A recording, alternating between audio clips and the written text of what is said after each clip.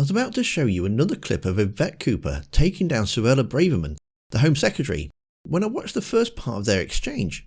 I realised I didn't actually need to show you how easy it is to point out the government's stupidity, because she does that herself. To give you a little bit of context, the government are trying to put forward a bill to stop protests, which is a part of fascism, taking away the people's right to protest.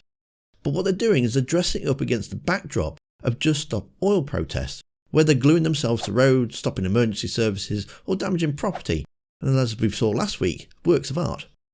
Now don't get me wrong, there are ways to protest and these are not one of them, and the people should face punishment for criminal damage. But the government is trying to claim that these extreme forms of protests can only be stopped by this bill, and that's a lie.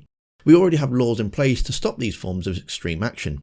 What I find more funny is that the government's imploding, mini budgets ripped up, and now the country's facing higher mortgage payments, higher inflation, and the Home Secretary says this. British people would not have been put through this grief today. So yes, I'm afraid, Madam Deputy Speaker, it's the Labour Party, it's the Lib Dems, it's the coalition of chaos, it's the Guardian reading, tofu eating, wokerati, dare I say, the anti-growth coalition that we have to thank for the disruption that we are seeing on our roads today. Madam Deputy Speaker, I urge opposition MPs and members of the other place to take this second chance, do the right thing, respect the rights of the law-abiding majority and support this bill.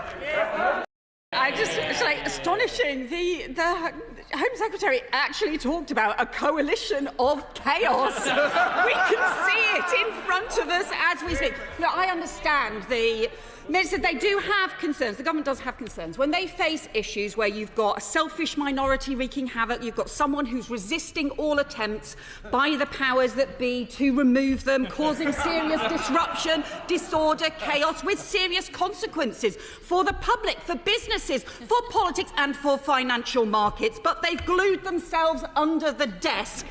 With honourable members opposite, we wish them luck with their attempts to extricate another failing Tory Prime Minister from number 10, but I suggest it isn't a reason to change the law for everyone else.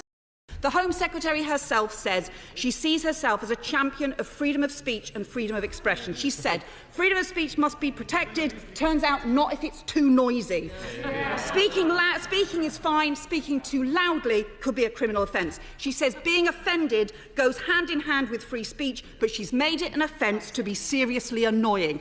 She's probably still hurt from the brutal takedown that Cooper gave her a few days ago, so you'll want to watch that next. Click the video that's on screen now. Thanks for watching, and I'll see you next time.